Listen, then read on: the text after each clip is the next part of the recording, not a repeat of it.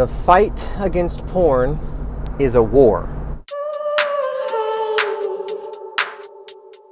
So I was listening to my daily self-improvement devotional, whatever you want to call it, and it was one that a buddy sent to me about porn, I guess purity in general, being a war, being a battle. And I love that thought. That's always been something that I've thought of it as, like, if I could be strong enough, I kind of correlate it, like if I'm working out, I'm getting strong to fight battles. If I ever need to defend myself, then I'm going to be strong. So I'm trying to make myself internally strong and give myself a level of self-control that's going to let me battle this thing every single time I come across it. And if I see some kind of image or if something pops up on my phone, I'll be able to resist it because I'm just so strong that I can do that. But this video that I watched this morning just kind of introduced me to a whole new side of that game, of that war, that each of these little instances are battles. So you come across an image that triggers you, that everybody knows. If you ever struggle with porn or lust, you know what I'm talking about. You come across these images and you're like, oh, you know what, actually, like, that makes me wonder, what would it be, and then you go searching or you go clicking and you just get onto something that you didn't mean to get onto. You really had the best intentions, but sometimes in your weakness, in your boredom, whatever it is, you fail. You lose the little battles. So if the fight against porn is a war, then yeah, you're going to lose some of those little battles. And I don't think that this is a war that's ever over for any man and for a lot of women. It's a war throughout our entire lives. This lust and this temptation to consume porn, masturbation, all of, like, it's a war, and it's our entire lives. And so every little battle counts. And so you're gonna get beaten, you're gonna get scarred, you're gonna get bruised, you're gonna lose some of the battles. But what I thought the most interesting concept that was introduced to me this morning in this video was that maybe the easiest way to win each little battle, it's funny, you don't have to win. You just have to not lose.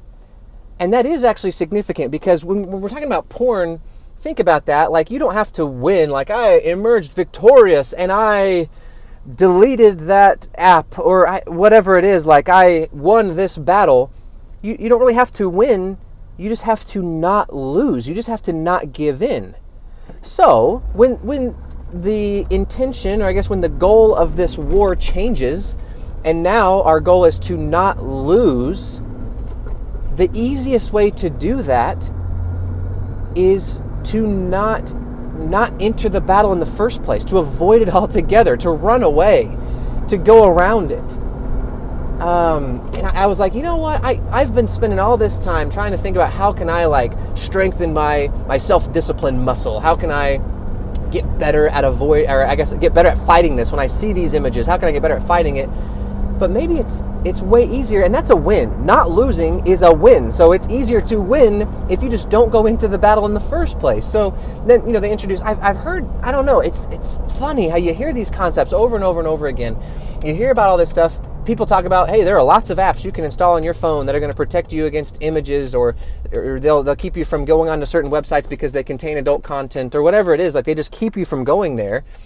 And I've known about this, and it just never really resonated with me before. I don't know. I guess the concept, I always thought, like, I don't need to try to avoid all this stuff because I'll just make myself strong enough to resist it when I come across it. Because inevitably, no matter how much you try to avoid all of this content that's going to trigger you, or images that are going to trigger you, or whatever, it's going to happen. So I think that's part of it. You need to be strong enough to resist when you come across images or whatever, videos that are going to trigger you and make you go down a path that you didn't mean to go down.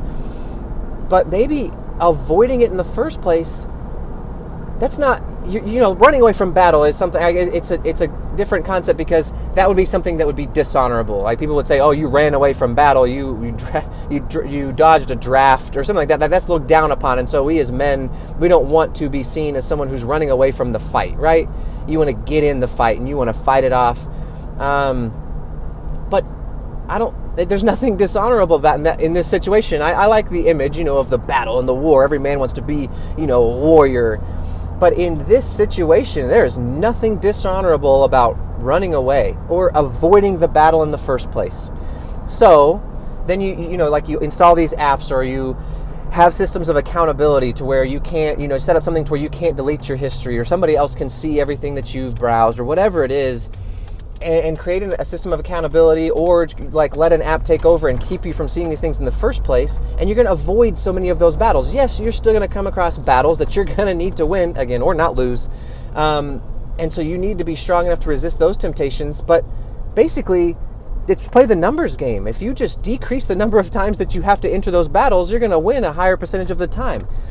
I don't know. It was just so interesting to me. So that's kind of my new thing, is now I gotta figure out how to limit the exposure. I don't know if I need to find the perfect app or whatever it is to block a lot of these images that I don't want to see in the first place. But that's the fight. That's how I'm going to win the battle, is being prepared on the front end and not being in a place where I'm not supposed to be to start with. So you win each battle by being prepared, by winning it on the front end, by winning the battle before you even go into it and avoiding it in the first place. And that's how eventually you win the war. Again, it's a lifelong war. So do you ever actually win the war? Or is it a constant war that you are winning? You know what I mean? Like I guess you win the war when we get to go to heaven one day and all of this temptation is taken away from us. That's when we win the war, and we're avoiding these sorts of sinful acts, because that's separating us from God, and our relationship with God can grow, so that we can for sure be able to go to heaven one day and be free of all this temptation. That's when we win the war, and God's alongside of us. Each battle, the entire war, He's right there beside you, and we have to let Him help. We have to let Him in, let Him heal the wounds from the battles that are going to let us win the war in the end. So something to think about today, right? I hope you have a great day, and I'll see you tomorrow.